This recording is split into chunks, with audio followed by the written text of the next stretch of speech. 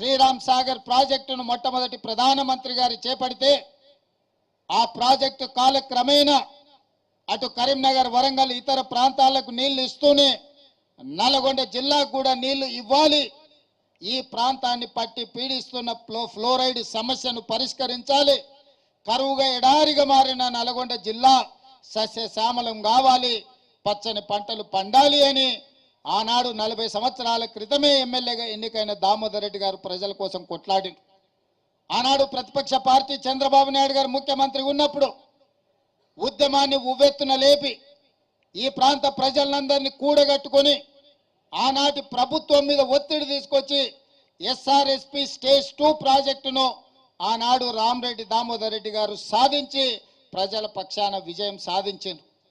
ఆ తర్వాత పనులు జరగకపోగా తిరిగి కాంగ్రెస్ పార్టీ అధికారంలోకి వచ్చిన తర్వాత మళ్ళీ ఒత్తిడి తీసుకొచ్చి రామరెడ్డి దామోదర్ రెడ్డి గారు ఈ ప్రాంతానికి గోదావరి జలాలను తరలించడంలో వారు క్రియాశీలక పాత్ర పోషించారు.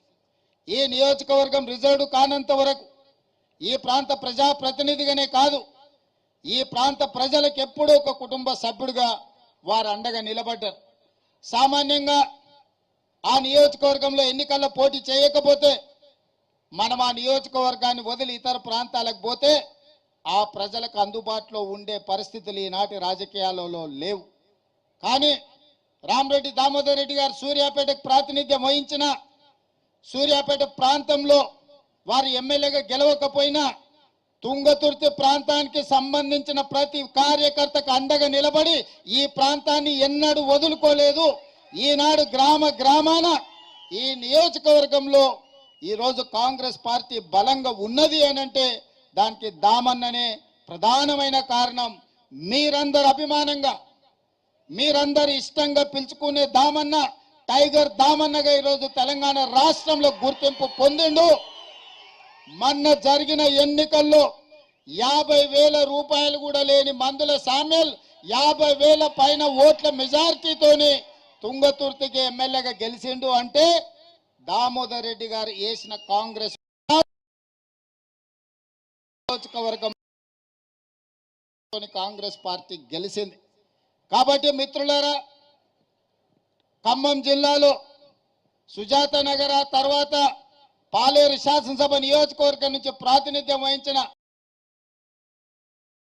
అదేవిధంగా ఈ ప్రాంతం నల్గొండ జిల్లాలో ప్రాతినిధ్యం వహించిన రామరెడ్డి దామోదర్ రెడ్డి గారు 2 జోడెద్దుల్లాగా కాంగ్రెస్ పార్టీ జెండాను మోసిన నాయకులు. ఆ కుటుంబానికి నేనే కాదు, సోనియా గాంధీ గారు, మల్లికార్జున్ ఖర్గే గారు,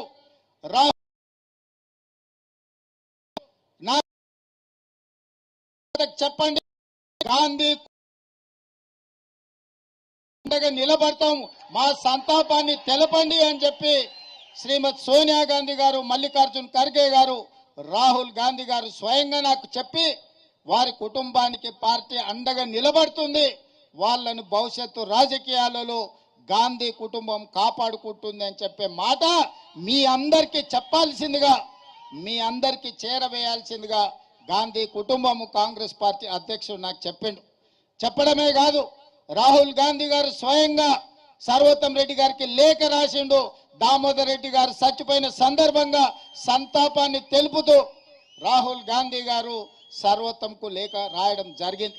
కాబట్టి మిత్రులారా, ఈ వేదిక మీద నుంచి 2 అంశాలలో స్పష్టంగా మీ ముందు ఉంచదలుచుకున్నాను.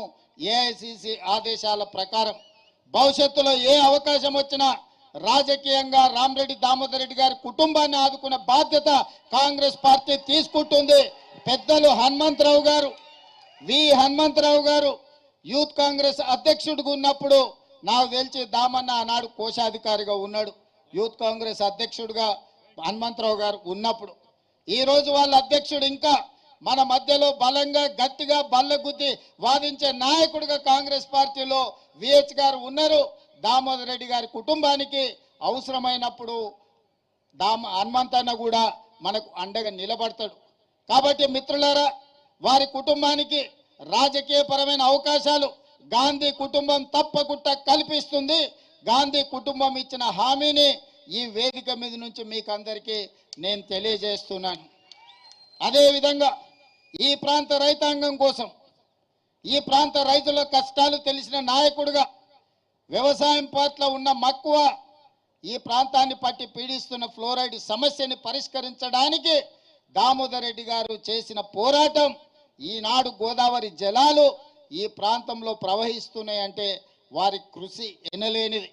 మిత్రులు వెంకటరెడ్డి గారు, పెద్దలు ఉత్తమ్ కుమార్ రెడ్డి గారు, సోదరుడు పొంగులేటి శ్రీనివాసరెడ్డి గారు, స్థానిక శాసనసభ్యుడు మందుల సామేల్ గారు, ఈ వేదిక మీద ఉన్న నాయకులు, నల్గొండ పార్లమెంట్ సభ్యులు రఘువీర్ గారు అందరూ సూచన చేసిండ్రు, విజ్ఞప్తి చేసిండ్రు.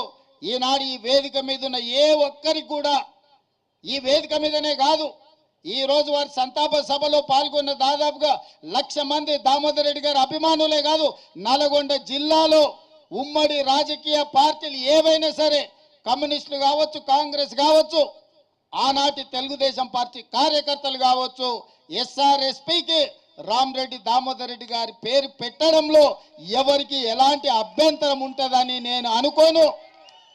నిజంగా వారికి ఇది ఒక గుర్తింపు, వారికి నిజమైన నివాళి. ఎస్ఆర్ఎస్పీ 2కి ఆర్డీఆర్ ఎస్ఆర్ఎస్పీ 2 అని నామకరణం చేయడం వారికి నిజమైన నివాళి, వారి పోరాటానికి, వారి త్యాగాలకు గుర్తింపు.